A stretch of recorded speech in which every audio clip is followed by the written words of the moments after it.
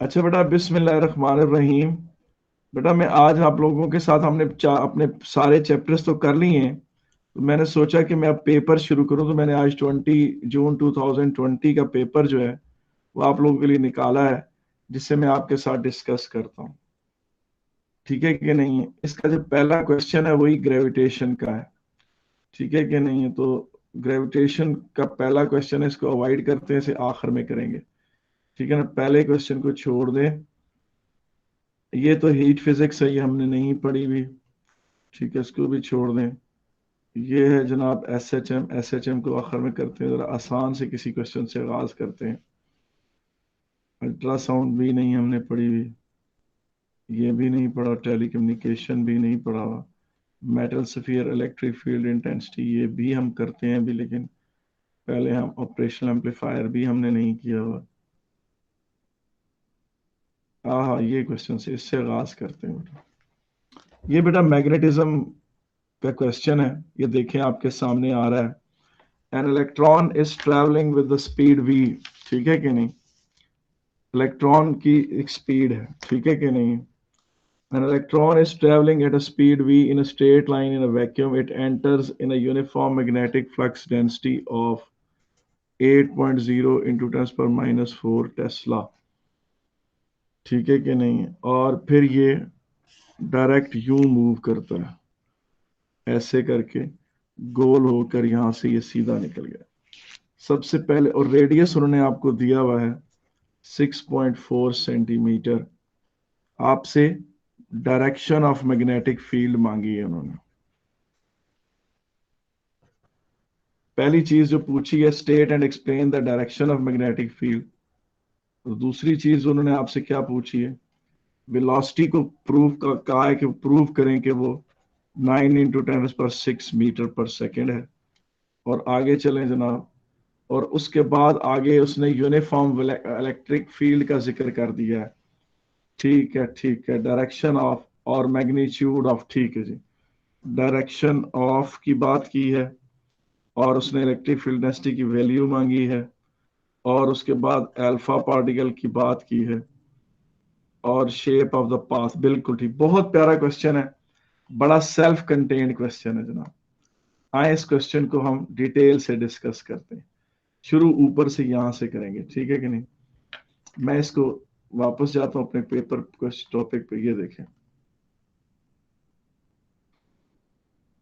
अच्छा जी, ये देखें क्वेश्चन जो था, पेपर जो डिस्कस हो रहा है वो 2002 जून 2002 का पेपर है। सॉरी, जून 2020 का। जून जून 2020 का पेपर है जो मैंने आपके सामने रखा है। उसमें उसने कहा है कि ये इलेक्ट्रॉन यहां से आया है, ये मैग्नेटिक फील्ड है, और वो यूं गोल गोल घूमता हुआ यहां चला गया। यहां जब वो गोल घूम रहा था तो ये इतनी देर के लिए वो एक रेडियस का ही उसका पाथ था। इतनी देर के लिए जो कर्व पाथ है उसमें रेडियस था। तो जाहिर है जब वो यूं मूव कर रहा था तो इलेक्ट्रॉन को फोर्स ऐसे लग रहा था। इलेक्ट्रॉन को फोर्स किस तरफ को लग रहा था? इस तरफ को लग रहा था। अब आप मुझे बताएं कि इलेक्ट्रॉन का डायरेक्शन ऑफ करंट क्या होगा? ये नहीं होगा। ये डायरेक्शन ऑफ करंट इलेक्ट्रॉन की ये होगी। भला क्यों? क्या आप पूछ सकते हैं क्यों? बड़ा इलेक्ट्रॉन अगर यूं जा रहा है, इलेक्ट्रॉन एक नेगेटिवली चार्ज पार्टिकल है, उसमें करंट हमेशा इलेक्ट्रॉन की मोशन के ऑपोजिट होगा। इलेक्ट्रॉन यहां से आया और यूं घूम कर यूं चला गया। तो जब इलेक्ट्रॉन यूं घूम कर इस तरफ को चला गया तो ये फोर्स होगा, करंट की उसकी डायरेक्शन ये होगी। और जाहिर है वो यूं एक सर्कल का हिस्सा था यहाँ, तो उस पर फोर्स इस तरफ को लगा। ठीक है। तो अब आप ये चीज देखें कि हमें कैसे पता चलेगा डायरेक्शन ऑफ मैग्नेटिक फील्ड। आप बता सकते हैं हमारे पास क्या टूल है जिसके जरिए हम direction of magnetic field workout कर सकें? जी, बता सकते हैं आप लोग कि नहीं? हम्म। तो बता सकते हैं मुझे कि कैसे हम निकालेंगे बेटा डायरेक्शन ऑफ मैग्नेटिक? हम लगाएंगे Fleming's left hand rule. Fleming's left hand rule. Fleming's left hand rule ये होता है, ये फोर्स है, ये मैग्नेटिक फील्ड है फ्रॉम नॉर्थ टू साउथ, और ये करंट है। ये करंट है, ये फोर्स। और आपको पता है थंब मजबूत होता है, तो थंब फोर्स की तरफ, ये मैग्नेटिक लाइंस ऑफ फील्ड, और सी बेटा करंट की तरफ। अब आप लोग ये चीज देखो कि अगर मैं इस पर वो लगाऊं तो मैं इसको थोड़ा मॉडिफाई करूं, अगर ये देखें थोड़ा हिलाऊं जरा डायरेक्शन, तो करंट किस तरफ है? करंट इस तरफ है, फोर्स इस तरफ हुआ है। एक मिनट है, अल्लाह जी, इसको किस तरफ से हम थंब इस तरह रखना है, करंट इस, एक मिनट है, एक मिनट है, एक मिनट है, एक मिनट है, एक मिनट है। ये हालत ठीक है यार कि नहीं? ये देखिए, इस तरह कर लें जी। अब ये चीज देखिए, ये अल्लाह आपका भला करे, ये देखें, ये देखें, ये करंट लिया मैं, करंट इसकी तरफ, फोर्स इस तरफ। तो उंगली सीधी करें फर्स्ट फिंगर, तो देखें कहां आ रही।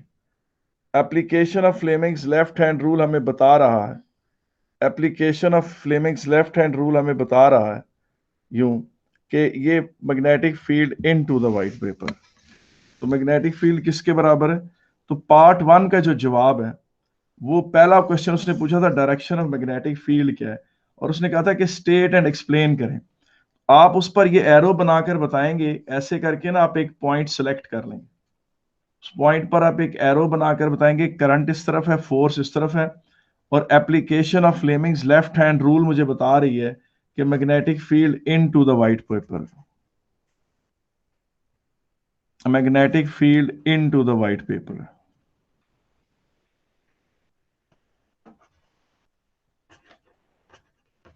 जी, मैग्नेटिक फील्ड किसके ऊपर है? Into the white paper है, ठीक है। अब बेटा मेरा दूसरा क्वेश्चन ये है कि जनाब आप मुझे बताएं कि मैग्नेटिक फोर्स का एक्सप्रेशन क्या होता है? Force on a charge particle क्या होता है बेटा? कोई बता सकता है मुझे कि नहीं? फोर्स ऑन चार्ज पार्टिकल बेटा क्या होता है? के कोई क्यू बता वन सकता? Q two. हाँ बेटा, force on charge particle B Q V होता है। Force on a charge particle which enters in magnetic field at 90 degree. Sir के फोर्स क्यू ऑन अ होता है वो। चार्ज, हाँ, sir K1 K2 over are square. नहीं नहीं, वो कूलम्स लॉ है, वो बेटा कूलम्स लॉ है। वो सर वो भी दो तो चार्ज पार्टिकल्स के दरमियान जो फोर्स ऑफ रिपल्शन होता है, वो उसका फार्मूला होता है बेटा। बेटा वो कूलम्स लॉ दो चार्ज पार्टिकल्स के दरमियान फोर्स ऑफ रिपल्शन या अट्रैक्शन, उसका फार्मूला है। बेटा मैग्नेटिक फील्ड में ये देखें, ये इस तरह करके ये नॉर्थ पोल है, और ये इस तरह करके ये साउथ पोल है।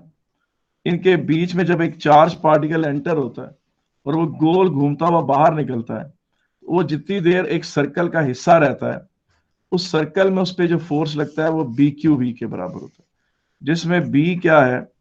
बी है जनाब मैग्नेटिक फ्लक्स डेंसिटी,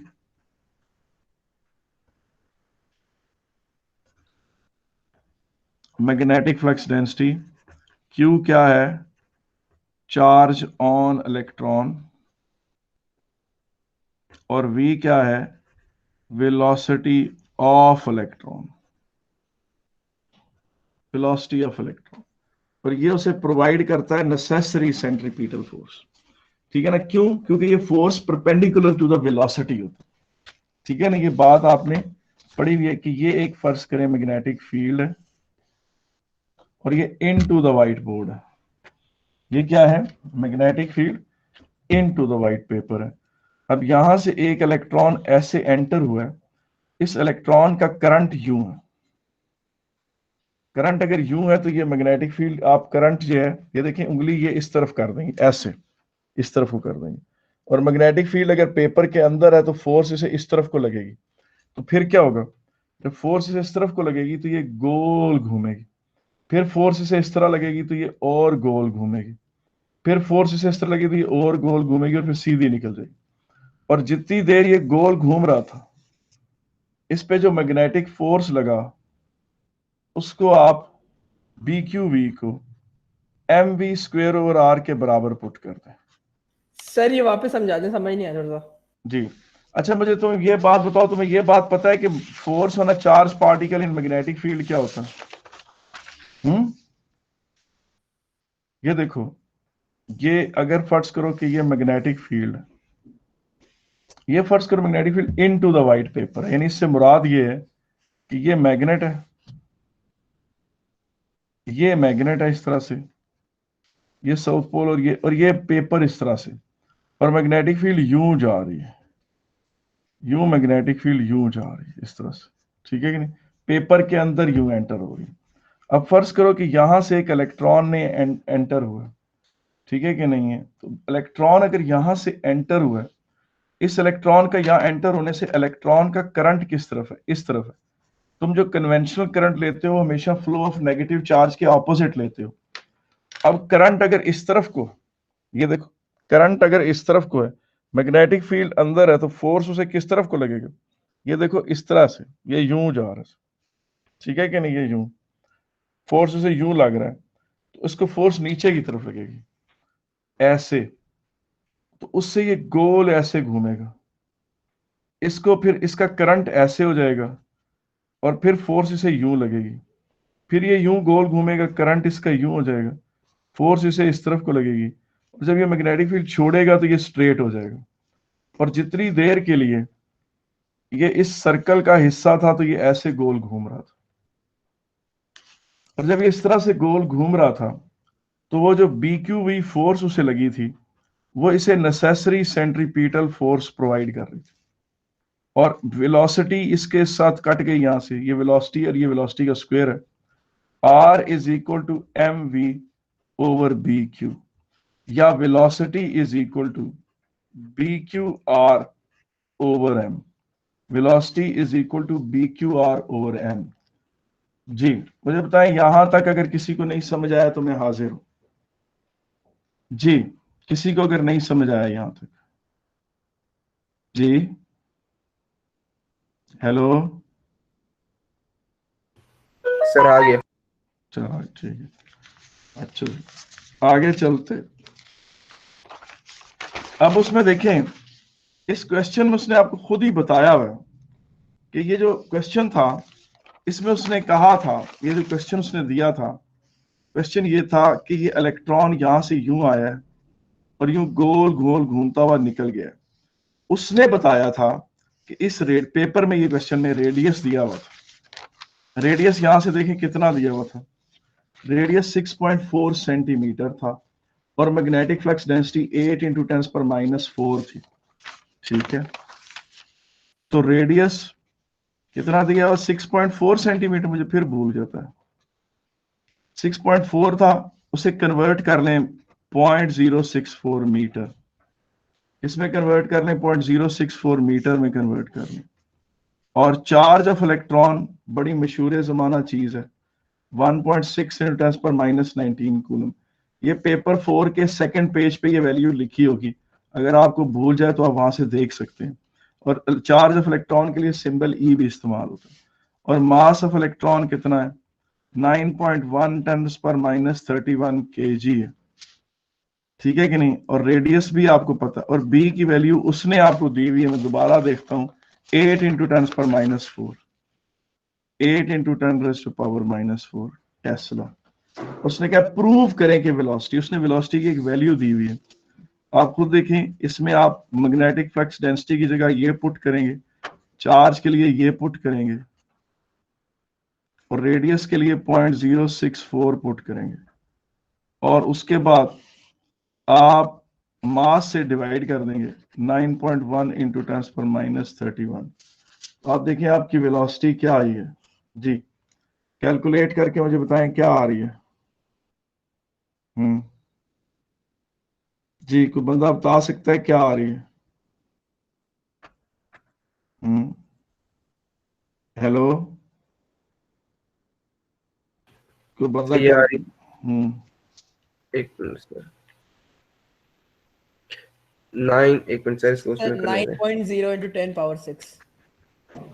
और उसने यही कहा था कि प्रूव करें कि ये वेलोसिटी ये है, यही कहा था उसने, ये कहा था कि प्रूव करें कि वेलोसिटी यही है, ठीक है कि नहीं। जिन्होंने क्वेश्चन अभी तक नहीं देखा मैं उनको दिखा देता हूं। ये देखिए क्वेश्चन ये वाला है जो हम डिस्कस कर रहे हैं, ये क्वेश्चन है, और ये पेपर है जून 2020 का। ये देखिए, state and explain direction of magnetic field, आपने फ्लेमिंग्स लेफ्ट हैंड रूल का हवाला देना है, उसने कहा show that the speed of the electron is this, और आप देखें कि ये जो वैल्यूज हैं वहां उसने शुरू में ये देखें कि आप बताया था कि रेडियस 6.4 है। ये कर्सर की मूवमेंट आपको नजर आ रही है कि नहीं? हेलो, नहीं सर। अच्छा चले, बहरहाल आपने ये पढ़ तो लिया ना कि फिगर 9.81 के 9.1 के नीचे बिल्कुल लिखा हुआ है the path of electron in the magnetic field is an arc of a circle of radius 6.4 centimetre दिया हुआ है। और ऊपर देखें सेकेंड लाइन में लिखा हुआ है मैग्नेटिक फ्लक्स डेंसिटी, जहां पर क्वेश्चन शुरू होता है उसमें उसकी शुरू में उसने वैल्यू दी हुई है, बिल्कुल शुरू में सेकेंड लाइन में मैग्नेटिक फ्लक्स डेंसिटी की। और ये क्वेश्चन नंबर 9 है जून 2020 का। अब यहां पर देखें ये क्या कह रहा है, a uniform electric field is now applied in the same region as the magnetic field. The electron passes undeviated through the region of two fields as illustrated in the figure 9.2. On the figure 9.2, mark with an arrow the direction of uniform magnetic field. Use the data to calculate the magnitude of electric field strength. And then आखिर में पूछता है the electron is now replaced by an alpha particle traveling at the same speed v along the same initial path as the electron. Describe and explain the shape of the path in the region of magnetic and electric field. 10 number का question है। ये topic है velocity selector से, ये जो topic है part B में ये है वेलोसिटी सेलेक्टर से।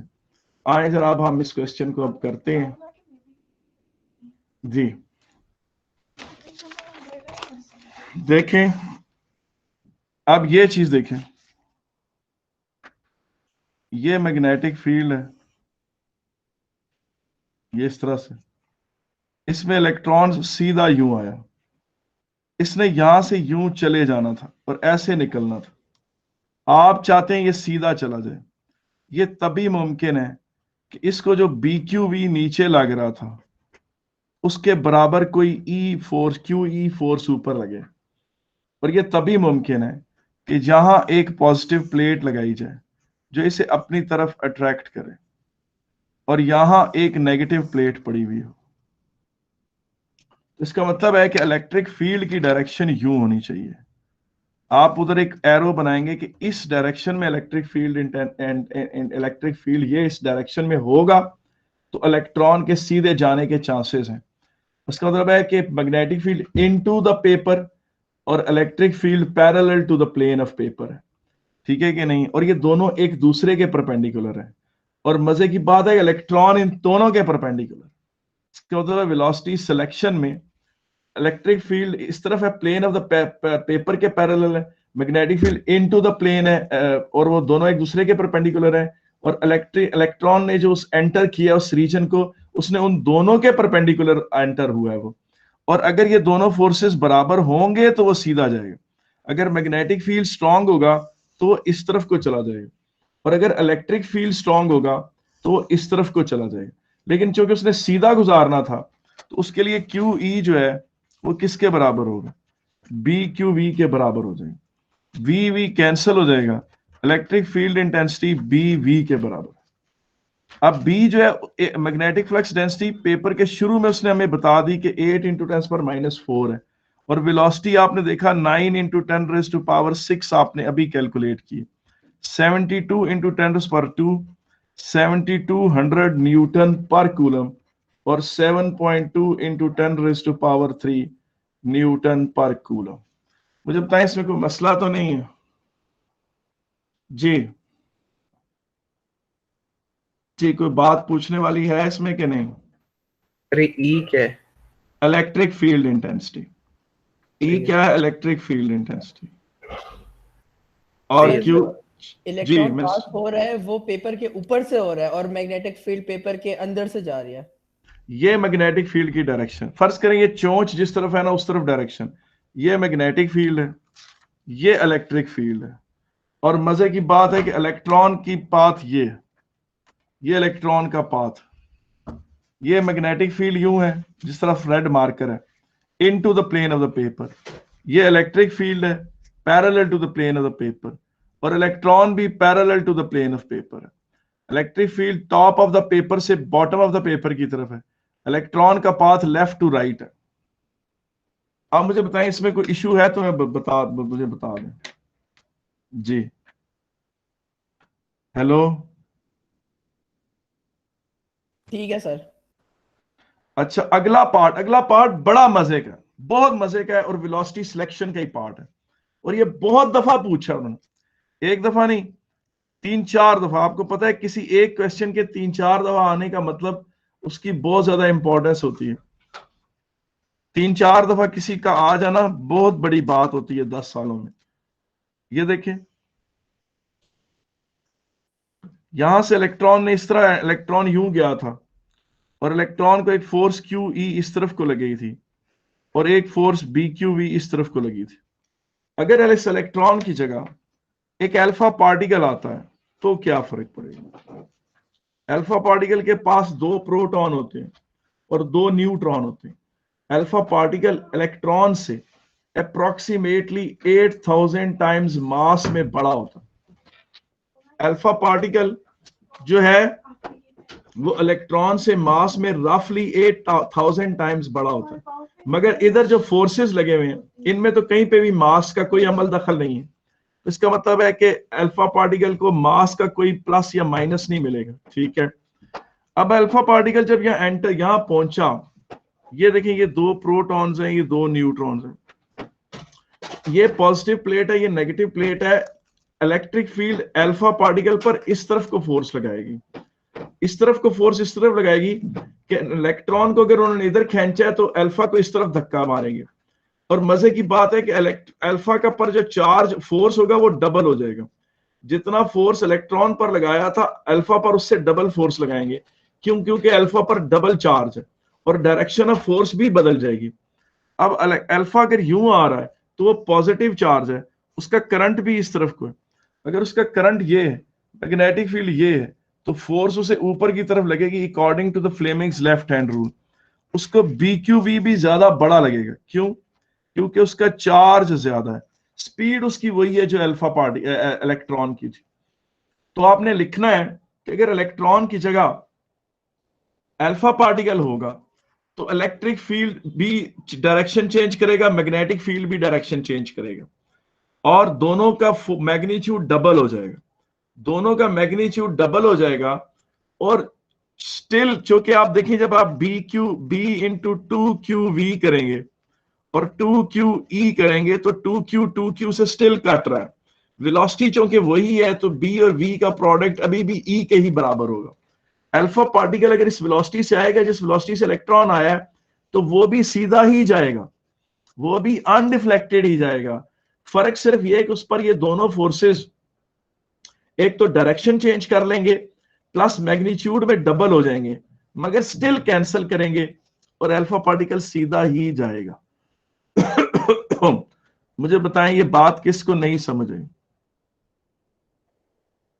जी, आप नहीं समझ आई तो मुझे बता दें बेटा।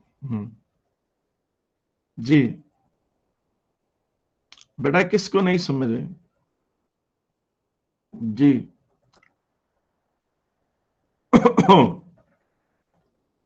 जी, किसको नहीं समझ आई? अच्छा, ये देखिए, अब इसी क्वेश्चन को दोबारा देखें आप।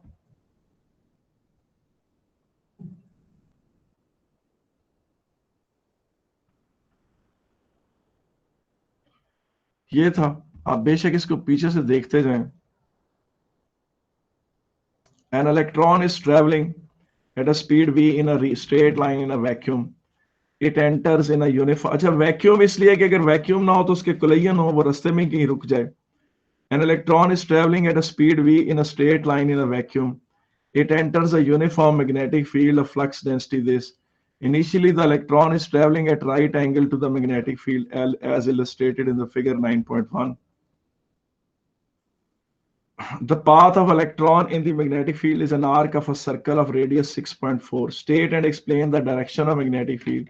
ये आपने उसको बताना है फ्लेमिंग्स लेफ्ट हैंड रूल से मुझे पता चला कि into the white paper.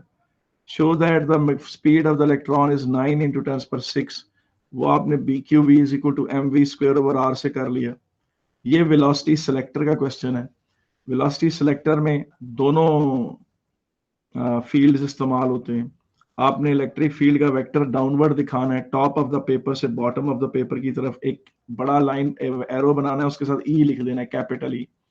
Use the data to calculate the magnitude of electric field strength. BQV is equal to QE, Q cancel हो गया, E is equal to BV. The electron is now replaced by an alpha particle traveling at the same speed with V as the same initial path as electron. Describe and explain the shape of path. Shape of path वही रहेगी, alpha particle की भी straight जाएगा, undeflected जाएगा, उस पे दोनों forces double हो जाएंगे और दोनों फोर्सेस स्विच ओवर हो जाएंगे, अपनी डायरेक्शन बदल लेंगे। बेटा ये क्वेश्चन था जो हमने किया है, क्वेश्चन नंबर 9 किया। आए क्वेश्चन नंबर 10 देखें क्या है। मजे का सवाल है, देख के मेरा दिल खुश हो गया। पहला क्वेश्चन है, state Faraday's law of electromagnetic induction. जी, कोई मुझे बताएगा कि Faraday's law of electromagnetic induction क्या है? जी बेटा, कोई बता सकता है कि Faraday's law of electromagnetic induction क्या है? हम्म हम्म जी, कोई बता सकता है कि Faraday's law of electromagnetic induction क्या है? जी बेटा, EMF induced in a conductor is directly proportional to the rate of change of magnetic flux linking the conductor, or EMF induced is directly proportional to the rate of cutting of magnetic flux. जी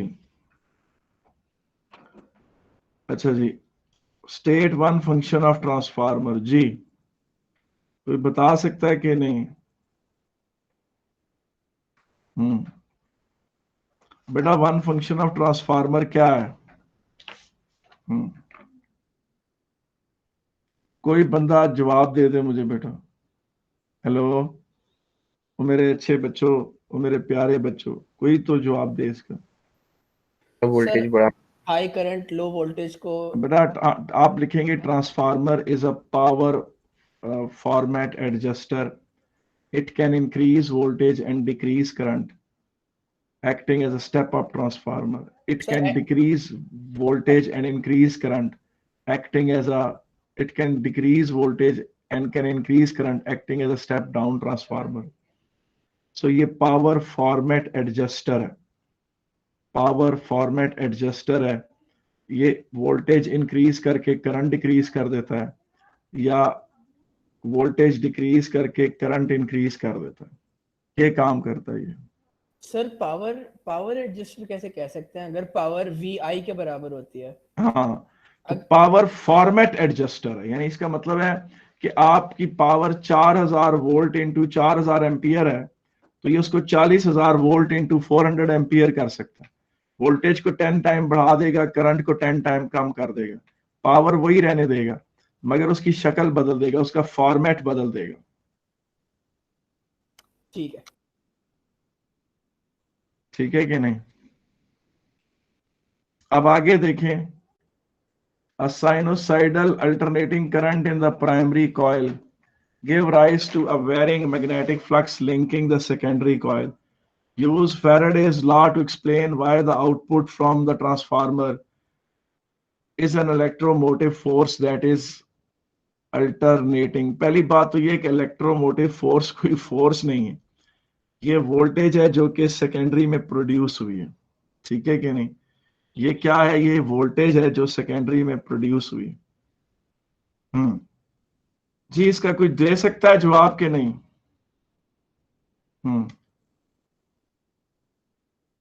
जी मुझे बता, इसका जवाब कौन देगा? किसके वाले का? 2 का 3 का? बेटा पहला जवाब ये कि why the output voltage is alternating, ये है वाई आउटपुट वोल्टेज की डायरेक्शन चेंज होती रहेगी। एक minute, why output voltage is alternating. अच्छा, अभी कौन बोल रहा है? जी बताएं। हाँ, कौन? सर मैग्नेटिक फील्ड की डायरेक्शन चेंज होती रहेगी सर, ठीक है, अल्टरनेटिंग करंट है। ठीक है। ये किसने बात की है?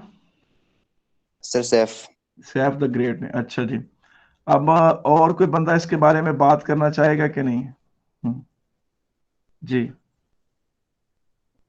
बता सकते हैं कि नहीं? हेलो जी। अच्छा, मैं अगर इसका जवाब लिखूं, मैं अगर इसको थोड़ा 3 नंबर के हिसाब से जरा एक अच्छा सा जवाब इसका लिखूं, तो मैं लिखूंगा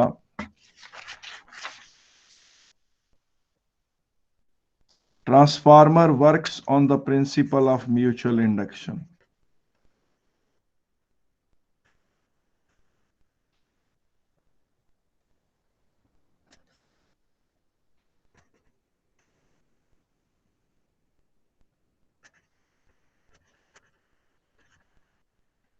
ठीक है, ट्रांसफार्मर म्यूचुअल इंडक्शन क्या होता है कि एक कॉइल में करंट चेंज हो रहा है, और उस कॉइल में जब करंट चेंज हो रहा है तो उस कॉइल से मैग्नेटिक फील्ड चेंज हो रहा है, और मैग्नेटिक फील्ड चेंज हो रही है तो सेकेंडरी में वोल्टेज प्रोड्यूस हो रही है। Transformer works on the principle of mutual induction. ठीक है, ये पहला सेंटेंस है। अब आप लिखें अ साइनोसाइडली वेरिंग। जब आप इस तरह लिखते हैं ना साइनोसाइडली वेरिंग, इसका मतलब है कि आप कहना चाहते हैं कि साइन ग्राफ को फॉलो करने वाला। क्या किसको फॉलो करने वाला? साइन ग्राफ को फॉलो करने वाला। A sinusoidally varying current in the primary sets up a sinusoidally varying magnetic field in the iron core.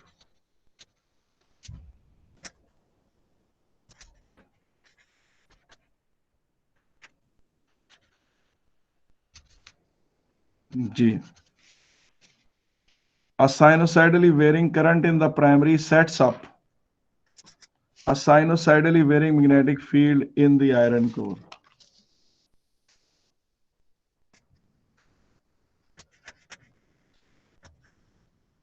ठीक है, a sinusoidally varying magnetic field in the iron core. This sinusoidally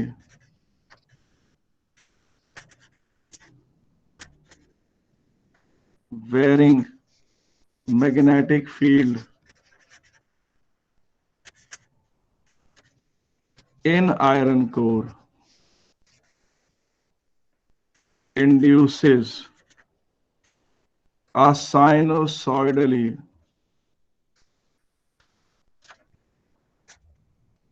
varying EMF in the secondary. Secondary आपने इस तरह लिख दिया। फिर उसके बाद आप साथ छोटा सा ये ग्राफ भी बना दें, ये टाइम है, ये प्राइमरी करंट है, यूं बना दें इसके 2 साइकिल। फिर साथ ही मैग्नेटिक फ्लक्स का ग्राफ बना दें कि मैग्नेटिक फ्लक्स यूं है। और फिर साथ ही आपको पता है इसमें आप वोल्टेज का ग्राफ आप कैसे बनाएंगे, यहां जहां ग्रेडियंट इसकी 0 है वहां वोल्टेज 0 है, ये। और फिर यहाँ ग्रेडियंट पॉजिटिव है तो उसके साथ नेगेटिव लगा दें, वो इधर आ जाएगा। ठीक, यहाँ नेगेटिव ग्रेडियंट है उसके साथ पॉजिटिव लगा दें, यहाँ पॉजिटिव नेगेटिव, ये यूं कर दें, पॉजिटिव ग्रेडियंट है नेगेटिव, ये जनाब ऐसे हो जाएगा ये। तो ये सेकेंडरी की ईएम। जब आप ये ग्राफ, मेरा ख्याल है ये बेस्ट आंसर, आप इसको समझें कि आपने इसको डिस्टिंक्शन लेवल तक लिख दिया, आपने उसे ग्राफ बनाकर भी बताया और आपने एक्सप्लेन करके भी बताया। और उसके बाद आगे अगला क्वेश्चन क्या है जरा देखें आप।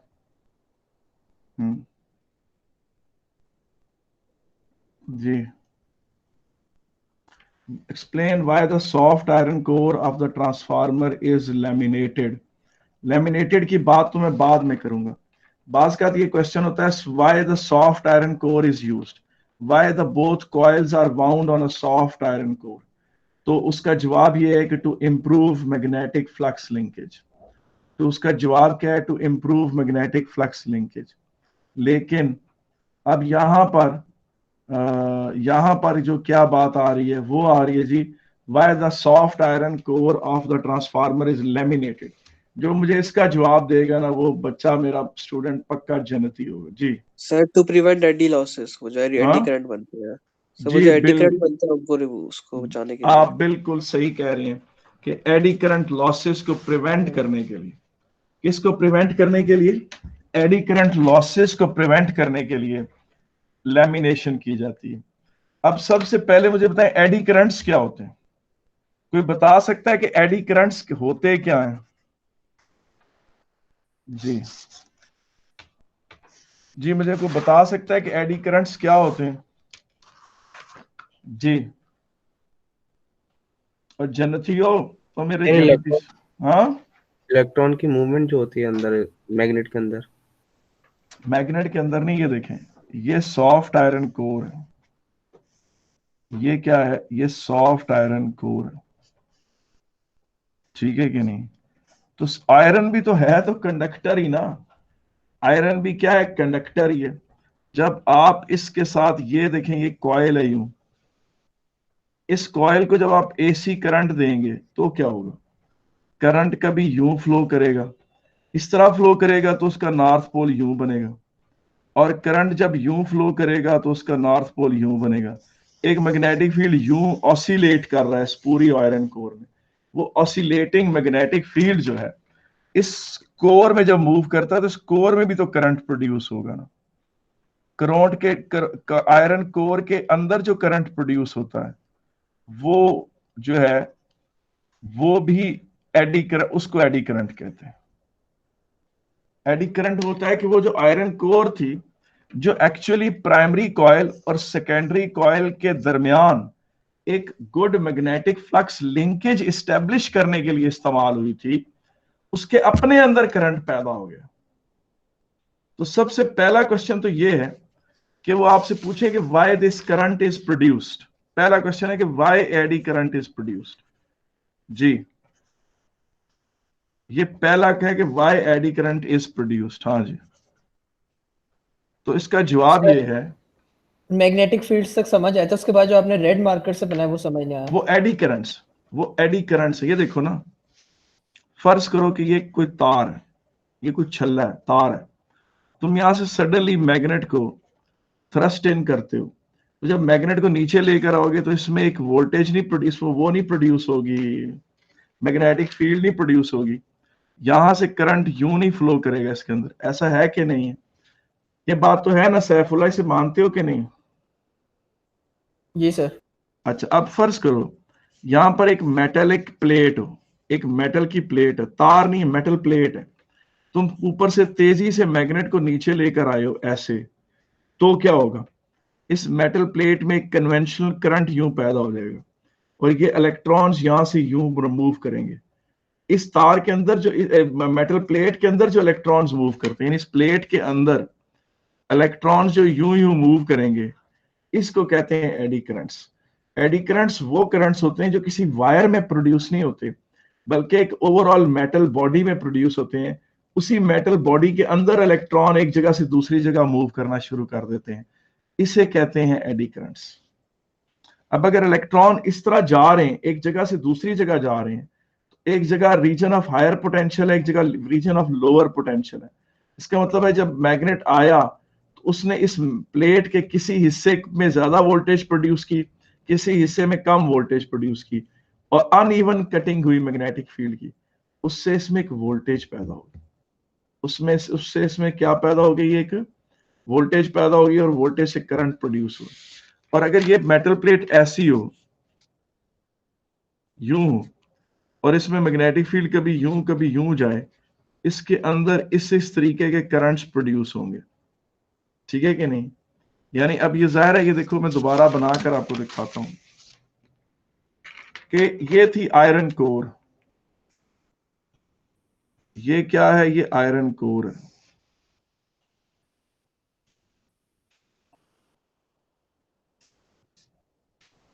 ये यूं करके। अब इस पे ये कॉइल है, अब कॉइल में जब ये करंट कभी यूं जाता है, फिर यूं जाता है, फिर यूं में इस तरह भी मूव करता है, इस तरह, तो मैग्नेटिक फील्ड कभी यूं प्रोड्यूस होती है, कभी यूं प्रोड्यूस होती है। मैग्नेटिक फील्ड यूं गई, फिर यूं गई, उससे फिर पूछो क्या होता है? इस आयरन कोर के अंदर, इस आयरन कोर के अंदर करंट प्रोड्यूस होता है, इसके हर जगह पर, इसके अंदर, इस पूरी बॉडी में यूं करंट प्रोड्यूस होगा। इस करंट को क्या कहते हैं? Eddy current. और एडी करंट प्रोड्यूस क्यों होता है? अगर वो पेपर में पूछें कि why eddy current is produced, आपने इसका जवाब ये लिखना है कि magnetic field produced by primary coil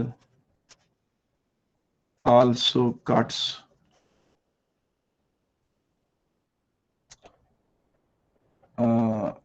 iron core,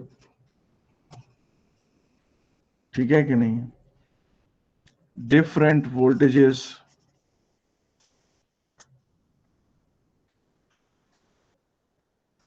are produced in iron core due to this magnetic flux linkage.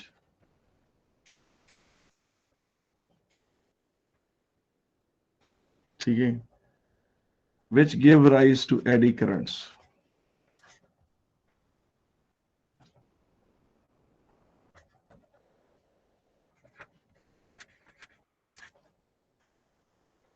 जी, ये है जी एडी करंट्स का तारफ।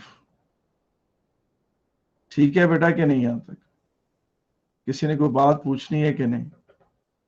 Hello sir, magnetic field cut कैसे कर रही है आयरन कोर को, जब वो उसके अंदर ही मतलब तो उसी को आयरन कोर के पार्ट्स को कट तो कर रही है, आयरन कोर के अंदर से गुजर रही है, तो आयरन कोर भी तो एक कंडक्टर ही है ना।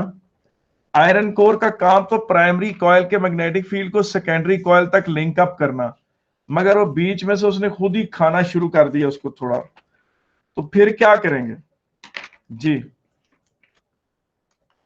अब different voltages are produced in the iron core due to this magnetic flux linkage which gave rise to eddy currents. ये तो eddy currents हो गए। eddy currents का नुकसान क्या है? Losses of eddy currents। eddy currents करते क्या है जी? लॉसेस ऑफ eddy currents क्या है, बता सकते हैं आप मुझे कि नहीं? लॉसेस ऑफ eddy currents क्या है? मैग्नेटिक फील्ड के साथ इंटरफेयर करता है। पहला पॉइंट है लॉसेस ऑफ एडी करंट्स में, पहला पॉइंट ये है कि eddy currents heat the iron core.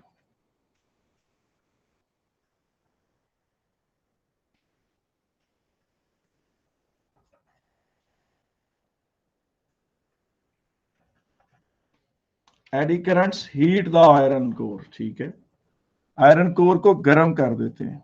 Iron eddy current heats the iron core. दूसरा क्या करते हैं? दूसरा ये है कि जब करंट फ्लो करता है तो इस करंट का अपना भी तो मैग्नेटिक फील्ड होगा। एडी करंट्स के अपने magnetic field main magnetic field को कमजोर करते हैं, वीकन द मैग्नेटिक फील्ड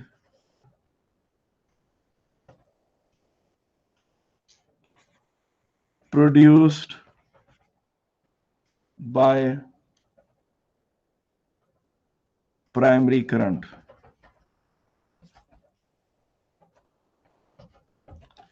ठीक है कि नहीं? और फिर इनका हल क्या है वो भी बता देता हूं, एक मिनट आप होल्ड करें।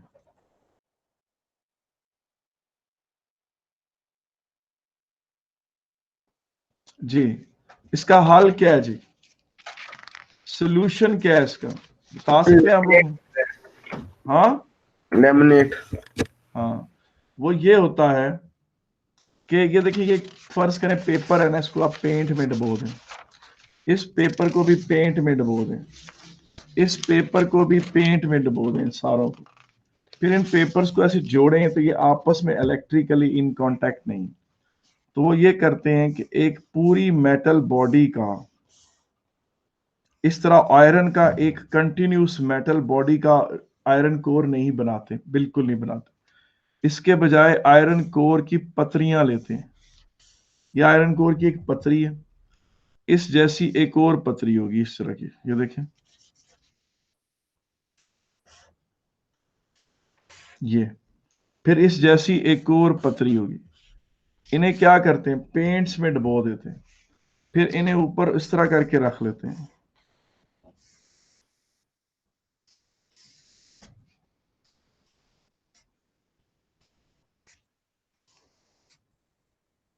यूं, इसको यूं यूं यूं यूं यूं यूं बना देते हैं इस तरह से, यूं। ये आयरन सारी आपस में यूं, और इसको यहां पेज से टाइट कर देते हैं। इसे कहते हैं लैमिनेटेड आयरन को। इसका होता क्या मकसद है? इसका अगर आप ये ट्रांसवर्स व्यू लें तो ये इस तरह का होता है, यूं। अब इससे क्या होगा? इससे ये होगा कि इसमें एडी करंट प्रोड्यूस नहीं हो सकता इस तरह से, एक कंटिन्यूस करंट नहीं इसमें स्टैब्लिश हो सकता। अगर कोई करंट प्रोड्यूस भी होगा तो यहां छोटा सा होगा, यहां छोटा सा, यहां छोटा सा, यहां छोटा सा, यहां छोटा सा। इन करंटों की कोई हैसियत नहीं। ये बड़े टाइनी करंट्स हैं, जो लोकल करंट्स हैं, बड़े छोटे। ये इलेक्ट्रॉन अपनी जगह खड़े होकर गोल घूम रहा होगा, इन करंटों से कोई फर्क नहीं पड़ता। It doesn't make any difference. तो आप देखेंगे laminated iron core reduces current, reduces eddy currents. आए वापस उस पेपर पे चलते हैं।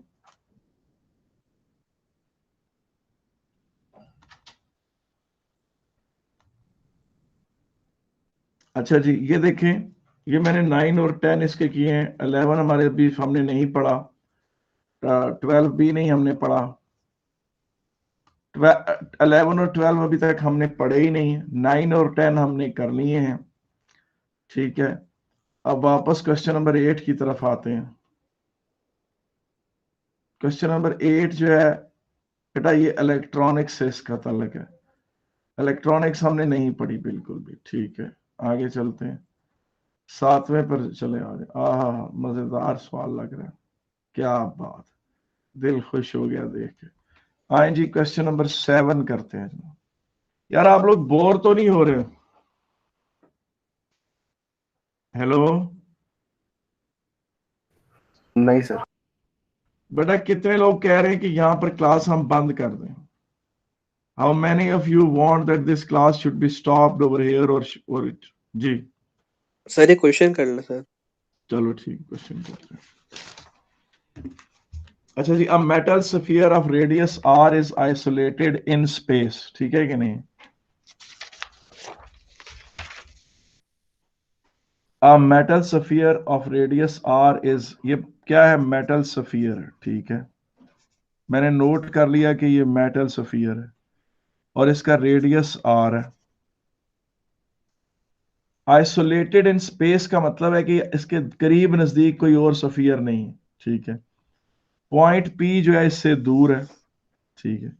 इसका मतलब है इसके ऊपर कोई और वो नहीं होगा, किसी और स्फीयर के चार्जेस का इसके ऊपर इफेक्ट नहीं होगा। The variation with distance x of the electric field intensity due to the charge on the sphere is shown below।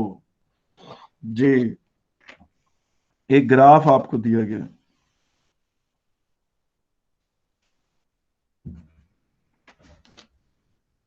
यूं करके। जी, पहला क्वेश्चन है, what is meant by electric field strength. बेटा आप में से मुझे कोई बता सकता है कि इलेक्ट्रिक फील्ड स्ट्रेंथ क्या होती? जी, कोई मुझे बता सकता है कि इलेक्ट्रिक फील्ड स्ट्रेंथ क्या होती? जी, hello. Force per unit coulomb. Force per unit charge. बेटा इलेक्ट्रिक फील्ड स्ट्रेंथ या इलेक्ट्रिक फील्ड इंटेंसिटी, जैसे आप कैपिटल ई से डिनोट करते हैं, जिसे आप किससे डिनोट करते हैं? कैपिटल ई से डिनोट करते हैं। वो क्या है? Force per unit charge. बेटा क्या है? Force per unit charge. बेटा ठीक है कि नहीं है? आप ये चीज देखें कि ठीक है, और आपको पता है कैपिटल ई किसके बराबर है? अगर मैं लिखना शुरू करूं, खैर इस तरह लिखा भी बहुत मुश्किल से जाता है ना, बेहतर है कि इसको डिलीट ही कर दिया जाए। इलेक्ट्रिक फील्ड इंटेंसिटी किसके बराबर है? वो फोर्स पर यूनिट चार्ज के बराबर। आगे चलते, use the figure to determine radius. अच्छा जी, चार्ज ऑन द स्फीयर। अच्छा जी, चलें ठीक है, मैं वापस चलता हूं। जी, ये ग्राफ इसका बना हुआ है। मेरा आपसे एक क्वेश्चन है, जब आप फर्ज करें कि इससे आप इलेक्ट्रॉन्स छीनते हैं तो ये पॉजिटिवली चार्ज हो जाता है, तो सबसे पहला क्वेश्चन ये है कि चार्ज इसके कहां रिजाइड करता है। बेटा जब एक मेटल सफियर है, मेटल सफियर का मतलब है ये अंदर सरफेस पे से भरा हुआ है, इसके अंदर भी मेटल ही है, हॉलो कंडक्टिंग सफियर नहीं है। जब इससे आपने इलेक्ट्रॉन्स छीने तो ये पॉजिटिवली चार्ज हो, सारा चार्ज कहां रिजाइड करता है जी? सर सरफेस पे। सरफेस पे। बिल्कुल अब्दुल्ला शमीम द ग्रेट ने बिल्कुल ठीक कहा कि चार्ज सरफेस पे बेटा रिजाइड करता है, ठीक है। जब चार्ज इसकी सरफेस पे रिजाइड करता है तो ये देखें, ये चार्ज इसकी सरफेस पे रिजाइड कर रहा है। आप इमेजिन करें कि आपने इसके अंदर कहीं +1 कूलम को रख दिया तो क्या होगा? व्हाट विल हैपन जी? बता सकते हैं कि आप क्या होगा? बेटा ये पॉजिटिव चार्ज है, नहीं होगा। ये पॉजिटिव चार्ज इस +1 कूलम को यूं रिपेल करेगा। बेटा ये पॉजिटिव चार्ज इस +1 कूलम को यूं रिपेल करेगा। बेटा ये पॉजिटिव चार्ज इस +1 कूलम को यूं रिपेल करेगा, और ये पॉजिटिव चार्ज इस +1 कूलम को यूं रिपेल करेगा। तो नेट फोर्स क्या होगा जी? कोई बता सकता है? जीरो। नेट फोर्स क्या होगा? 0। अच्छा, मान लिया हमने कि सेंटर में इलेक्ट्रिक फील्ड डेंसिटी 0 होगी। अच्छा, अगर फर्ज करें कि वो +1 कूलम यहां पड़ा हुआ हो तो अब क्या होगा? वो +1 कूलम सर को ये मैं सेंटर, हाँ सर ये जी। सेंटर में चला जाएगा। अच्छा नहीं, अगर इस वक्त इस पे फोर्सेस जो लग रहे हैं वो कैसे लग रहे होंगे? इस वक्त जो फोर्सेस लग रहे हैं वो कैसे लग रहे हैं? सर हाँ सर, हाँ कहते हैं सर इधर भी नेट फोर्स 0 हो जाएगा क्योंकि इधर नहीं बल्कि नहीं। बेटा जब ये पॉजिटिव चार्ज यहां आएगा, सर नेट फोर्स सेंटर की तरफ होगा। नहीं देखें, मेरी एक बात गौर से सुने। फर्ज करें कि इस सफियर हाँ से सर आपने सर मुझे जवाब आ गया। अच्छा वो मैं जी बताएं क्या जवाब? सर ये कहते हैं कि जो है पॉजिटिव है ना सर, ये जो इसके साथ जो पॉजिटिव होगा ना उसको पुश करके दूसरी साइड पे कर देगा, इस वजह से भी कहते हैं नेट फोर्स 0 हो जाएगा। जी, फर्ज करें कि इस पूरे मेटल सफियर से आपने खींचे ही 8 इलेक्ट्रॉन थे, 8 इलेक्ट्रॉन खींचे थे, तो फर्ज करें इसके ऊपर 8 + 8 का पॉजिटिव चार्ज आया हो, let us suppose for a while. तो जो ही +1 कूलम इधर आएगा तो ये पॉजिटिव चार्ज सिमेट्रिकल नहीं रहेगा। इस +1 कूलम की रिपल्शन की वजह से ज्यादा पॉजिटिव चार्ज इधर आ जाएगा यहां, और यहां रह जाएगा कम। अब जो ये ज्यादा पॉजिटिव चार्ज यहां आ गया है, ये मिलकर दूर से एक फोर्स प्रोड्यूस करेगा, और वो फोर्स उतना ही स्ट्रांग होगा जितना ये दोनों मिलकर इसके ऊपर इस तरफ लगा रहे होंगे। तो नेट फोर्स इस पे क्या रहेगा जी? 0। 0। तो ये बात याद रखें कि एक मेटेलिक सफियर हो जो कंडक्टर हो, उसके अंदर एनीवेयर इलेक्ट्रिक फील्ड इंटेंसिटी 0 ही रहती है। क्या रहती है? इलेक्ट्रिक फील्ड इंटेंसिटी उसके अंदर 0 ही रहती है। उसके अंदर इलेक्ट्रिक फील्ड इंटेंसिटी, चाहे वो हॉलो सफियर है चाहे वो मेटल सफियर है, पूरा कंडक्टर है, तो उसके अंदर एनीवेयर, इधर इधर इस जगह पर, सारी जगह पर इलेक्ट्रिक फील्ड इंटेंसिटी 0 रहती है।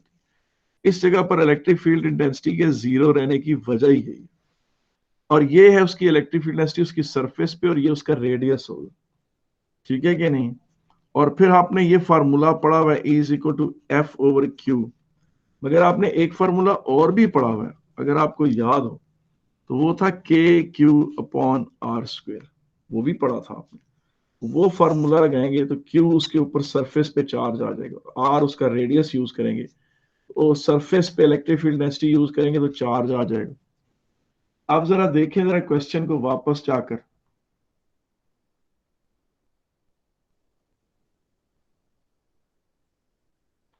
ये देखें, ये ग्राफ, इसको क्लियरली नोट करें। इसको देखकर आप क्या फैसला करेंगे? इलेक्ट्रिक फील्ड इंटेंसिटी कितनी है जी? है कोई जन्नती बच्चा जो मुझे बताए कि रेडियस कितना है? रेडियस 4.5। रेडियस है 4.5 सेंटीमीटर। रेडियस है 4.5 सेंटीमीटर, और सरफेस पे इलेक्ट्रिक फील्ड इंटेंसिटी की वैल्यू क्या है? इस सरफेस पे इलेक्ट्रिक फील्ड इंटेंसिटी की वैल्यू कितनी है जनाब? ये ये तो है 17। नहीं, 17 नहीं है, सर 18 है सर, 18 है। 18 इंटू 10⁵ है। 18 इंटू 10⁵ रेडियस आपने निकाल दिया 4.5 सेंटीमीटर। अब वो जो कहता है कि determine the charge on the sphere, जी ये किस तरह से निकालेंगे जनाब? जी तो देखें, अब आपने इसका सरफेस, उसकी सरफेस पे रिजाइड करने वाले चार्ज को निकालना है। तो फार्मूला होगा AQQ/r² ही होगा। Q को सब्जेक्ट बना लें, r² उधर E से मल्टीप्लाई हो जाएगा और K नीचे डिवाइड कर देगा, तो ये आपके पास Q आ जाएगा। फिर आप इस Q को कैसे वर्कआउट करेंगे? Q is equal to ER²/K। Values put करें इसमें। Q is equal to, sir के क्या है? K इलेक्ट्रोस्टैटिक कांस्टेंट है, 9 इंटू 10⁹। याद है K एक कांस्टेंट था जिसकी असल वैल्यू ये थी 4πε0। हाँ सही। तो A की वैल्यू है 18 इंटू 10⁵ और रेडियस कितना है जनाब? 0.045 होल स्क्वायर, और K की वैल्यू कितनी है? 9 इंटू 10⁹। अब इसको सिंप्लीफाई करो, देखो ये क्या कितना आता। जी कोई बंदा कैलकुलेटर पे फुर्तियां दिखाए, जरा मुझे बताए क्या आंसर आता। जी 4.07 4.05 मल्टीप्लाई बाय 10⁻⁻7। ये 05 है, 07 नहीं। ये 0.5 है या 0 क्या? सही लिखा आपने। ठीक है, 4.05 इंटू 10⁻⁷ कूलम। ठीक है, अच्छा जी, अब आगे देखिए जरा, क्वेश्चन को पढ़े, क्वेश्चन क्या कहता है।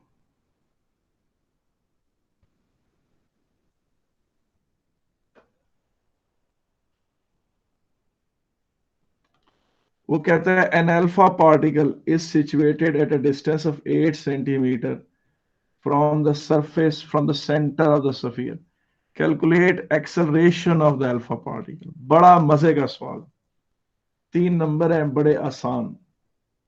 जी जी, ये क्या कहा, क्या उस जालिम ने? उसने कहा कि ये वही मेटल सफियर है, ये उसकी सरफेस है। अभी आपने कैलकुलेट किया कि उसकी सरफेस पे चार्ज 4.05 इंटू 10⁻⁷ है, ठीक है। और वो कहता है इससे डिस्टेंस कितना, 8 सेंटीमीटर दूर यार, के या कोई और था? 8 जी सर 8। सेंटीमीटर हाँ, जी सर 8 है, 8 यहां 8। एक अल्फा पार्टिकल, जाहिर है अल्फा पार्टिकल पॉजिटिवली चार्ज है, ये भी पॉजिटिवली चार्ज है, ये उसको धक्का लगाएगा, अल्फा पार्टिकल को इस तरफ को फोर्स लगेगी, और अल्फा पार्टिकल की इस तरफ को जो एक्सेलरेशन है वो F/m से दी जाएगी। एक्सेलरेशन किसके बराबर है? F/m के। F किसके बराबर है? QE के बराबर है, ठीक है कि नहीं? E किसके बराबर है? ये आप ग्राफ से पढ़ सकते हैं, जहां 8 सेंटीमीटर लिखा हुआ है वहां पर आप ये E की वैल्यू यहां से रीड कर सकते हैं। अच्छा, और अगर आपका नहीं दिल के ये लगाएं, आप KQ/R² करके फोर्स वैसे निकाल सकते हैं और फिर यूं एक्सेलरेशन निकाल सकते हैं उसकी।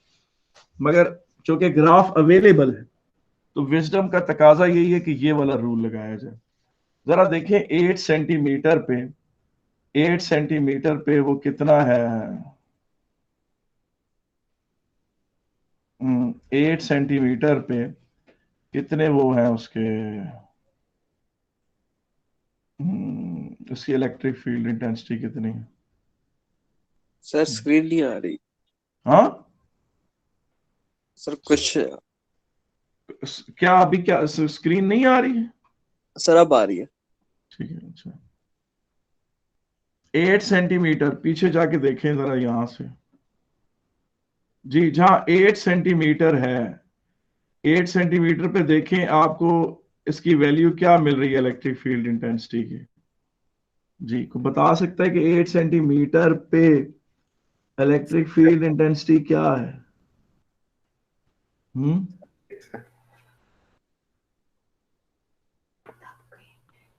जी, रफली 6 नहीं है? सर 5.75। ये आपको कैसे पता? सर वो थोड़ा सा नहीं कहते हैं, ग्राफ से ऊपर से जा रहा है ना सर, उसके थोड़ा सा ऊपर है सर। हाँ कहते हैं चलो, ये 10, सर 10 चलो, डिविजन है ना, कहते हैं 5 के दरमियान। तो हाँ सर कहते हैं ये हर जो होगी वो 0.5 होगी। तो सर कहते हैं वो उसके बीच से जा रहा है तो 7.25 होगा। ठीक है, और एक डिवीजन से 5.75, ऊपर। Believing Abdullah Shamim for he is a genius member of our team. तो ये इसकी वैल्यू लिख देते हैं 5.75 इंटू 10⁵। अल्फा पार्टिकल का चार्ज कितना है? 2 प्रोटॉन है और 2 न्यूट्रॉन है। अल्फा पार्टिकल का चार्ज यहां आप लिख लें 2 इंटू 1.6 इंटू 10⁻19। और मास ऑफ अल्फा पार्टिकल कितना है? 4 इंटू, आपको पता है 2 प्रोटॉन और 2 न्यूट्रॉन है। एक प्रोटॉन का मास ये होता है 1.66 इंटू 10⁻27। 4 into 1.66 into 10⁻27। अब इसको हल करें, देखें क्या आती है acceleration. 2.77 multiply by 10 power 13।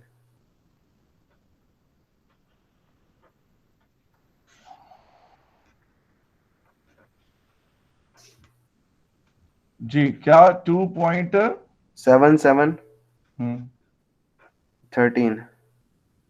13 metre पर सेकेंड स्क्वायर। ठीक है, ये है जनाब इसके ऊपर क्या?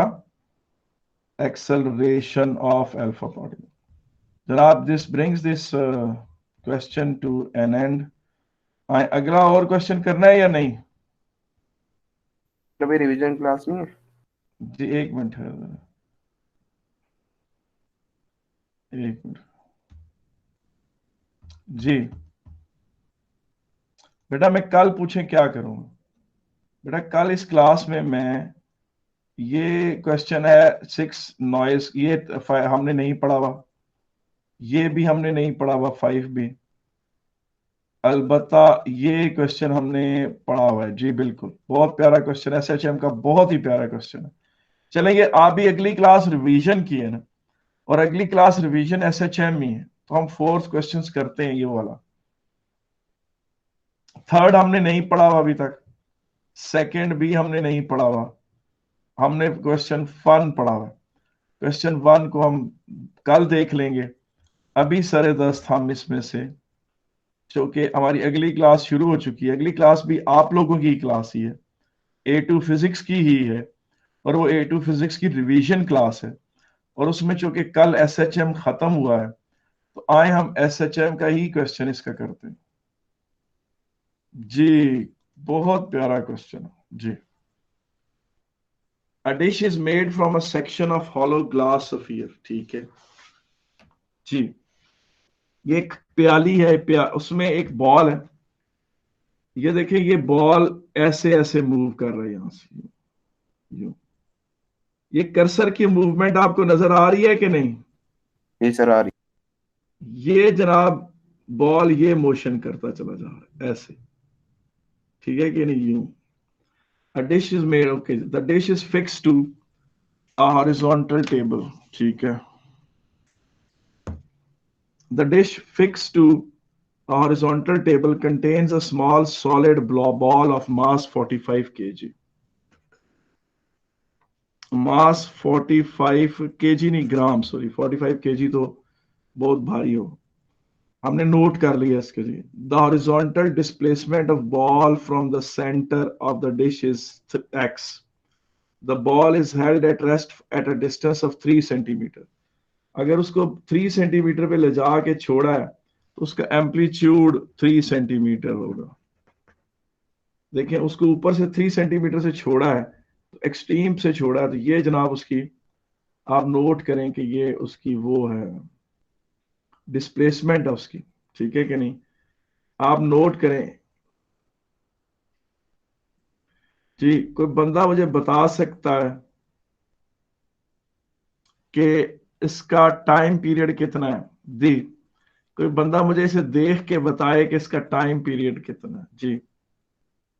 है कोई नेक जन्नती बच्चा जो ये बताए? Sir close to 2.5। ये 3t इज इक्वल टू 6.5 नहीं है जी? तो क्या बनता है? तो ये 2.2 लग रहा है।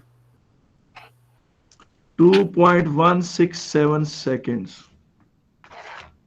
2.2 आपने ठीक बताया। देखिए ना यार, ये देखें, यहां से लेकर यहां तक एक साइकिल इधर तक होगी, एक साइकिल, ये 2t, यहां तक 2t, यहां तक 3t, और 3t is equal to almost 6.5 seconds. इससे आपके पास t आ गया 2.167। आपके पास आपके पेन वगैरह हैं, कॉपीज हैं कि नहीं है? साथ का पेन और कॉपी लेके बैठा करें और कैलकुलेटर लेके बैठा करें, ठीक है ना। अब हालात ने हमें बेटा ऑनलाइन पढ़ाने पर मजबूर कर दिया है। इस तरह आपको ऑनलाइन में बेटा आपकी अपनी पार्टिसिपेशन बड़ी जरूरी है। अच्छा, मैं इस क्वेश्चन को, अभी जो नीचे वाला क्वेश्चन है ना, मुझे उससे गर्ज नहीं है, मुझे उससे गर्ज नहीं है। इस ग्राफ को गौर से देखें, ठीक है कि नहीं। इस ग्राफ को देखकर आप मुझे ये बात बता दें कि इसकी एक्सप्रेशन बना के दिखाएं।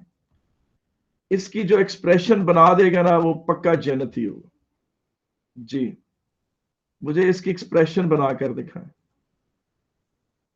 जी। बनाकर दे सकते हैं आप लोग के नहीं? 3 cos 2। जी, है कोई बंदा जो मुझे इसकी एक्सप्रेशन बना के दिखाए? पहली बात है कि ये इस तरह से है, तो ये कॉज का graph, displacement at any time is equal to maximum displacement cos 2 pi over capital T into T, where this T is small. तो क्या होगा? एम्पलीट्यूड 3 है, कॉज है 2 पाई है, कैपिटल टी कितना है 2.67, और ये यूं। तो 2 पाई को 2.167 से डिवाइड कर दें। 2.9। जी 2.9। 2.9 आगे डेसिमल, सेकंड डेसिमल क्या है? से 2.90। ठीक, ये है जनाब, ये इसकी डिस्प्लेसमेंट एट एनी टाइम। और ये बता ये रही है कि ये बॉडी यूं यूं वाइब्रेट कर रही थी, आपने इसको यहां से इसको छोड़ा है ऑलरेडी, यानी टी इज इक्वल टू 0 पे उसकी कोई डिस्प्लेसमेंट थी इसलिए कॉज का ग्राफ, ठीक है कि नहीं। अब आप मुझे बताएं कि, और ये अनडैम्प्ड मोशन, अनडैम्प्ड मोशन का मतलब है एम्पलीट्यूड कांस्टेंट, इसका मतलब फ्रिक्शन फोर्सेस आपने 0 एज्यूम किए हुए। इसमें फ्रिक्शन फोर्सेस आपने कितने एज्यूम किए हुए हैं? 0 एज्यूम किए हुए, ठीक है कि नहीं। अच्छा, आगे चलते हैं, अगला पार्ट देखें, दोबारा इसको मैं आपके सामने प्रेजेंट करता हूं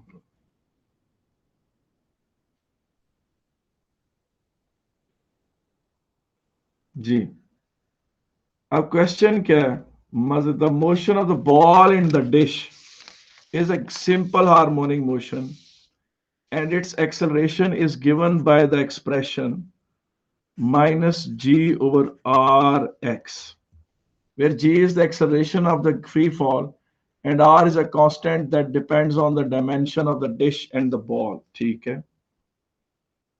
सर तो ये W स्क्वायर के बराबर होगा। आप बिल्कुल, omega square. Use the figure to show that the angular frequency of the oscillation of the ball in the dish is 2.9, और फिर उससे R निकालना है आपने, ठीक है, डिटरमिन R। और calculate the speed with which it passes over the centre, यानी मैक्सिमम स्पीड भी निकालनी है। और कोई चीज तो नहीं पूछी? अच्छा जी, और जालिम ने भी काफी कुछ पुश कर दिया। सी पार्ट को भी हम नहीं देख रहे जी, वापस चलें जनाब, सी पार्ट को बाद में देखेंगे जी। अब आप खुद देखें, आपने ये जो एक एक्स की एक्सप्रेशन डेवलप की है, ये x is equal to x naught cos omega t, तो ओमेगा किसके बराबर है? 2.90 के बराबर है। और चूंकि उसने तो कहा ना कि आप प्रूव करें कि ओमेगा इसके बराबर है, मैंने तो पहले ही निकाल लिया था। तो चलें, अगर उसके सामने प्रूव करना है तो आप उसको यूं बताएं, आप वही बताएं कि जनाब ये साइकिल ये था 1t, 2t, 3t, और आप कहें जी 3t is equal to 6.5 seconds, t is equal to 6.5 seconds over 3, and capital time period 2 pi over omega के बराबर होता है 6.5 ओवर 3, और ओमेगा किसके बराबर है? क्रॉस मल्टीप्लाई करो, 3 इंटू 2 पाई ओवर 6.5, ओमेगा की एक वैल्यू आती है, निकालो ये क्या आती है? वो वही आएगी जो हमने यहां पढ़ी है, 2.90। ठीक है कि नहीं? मुझे बताएं, कोई मसला तो नहीं है इसमें जी? नहीं। अफजा बेटा सुन रही हो कि नहीं? अफजा,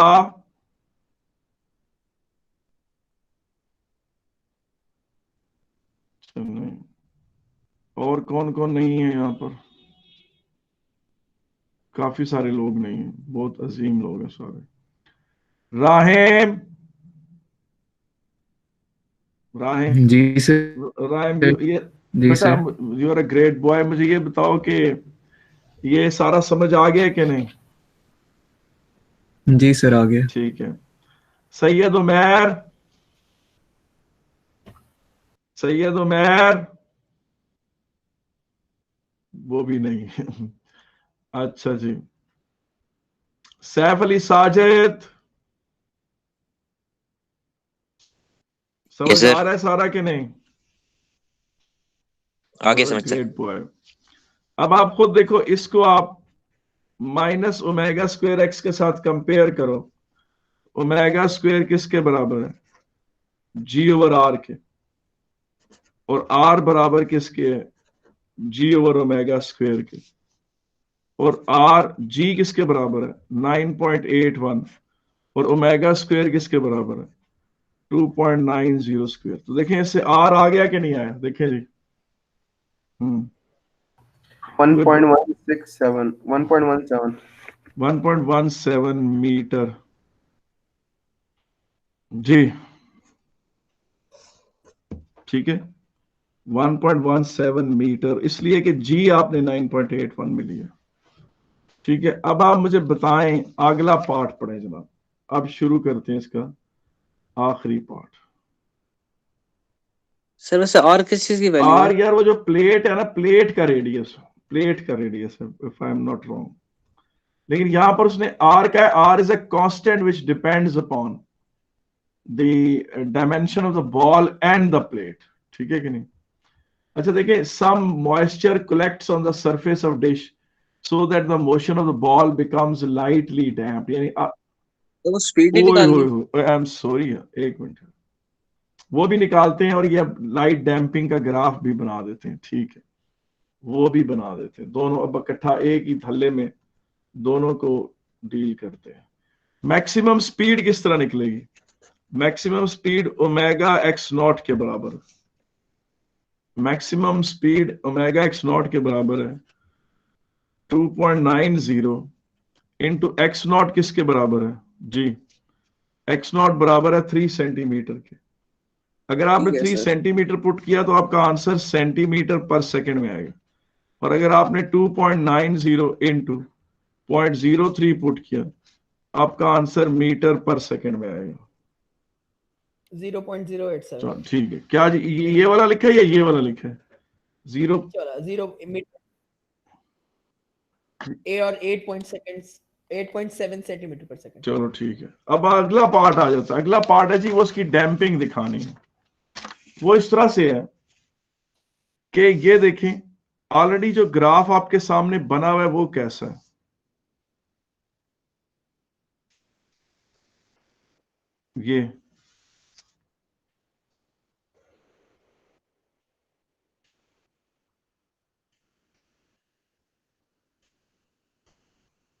ये ग्राफ बना, ठीक है।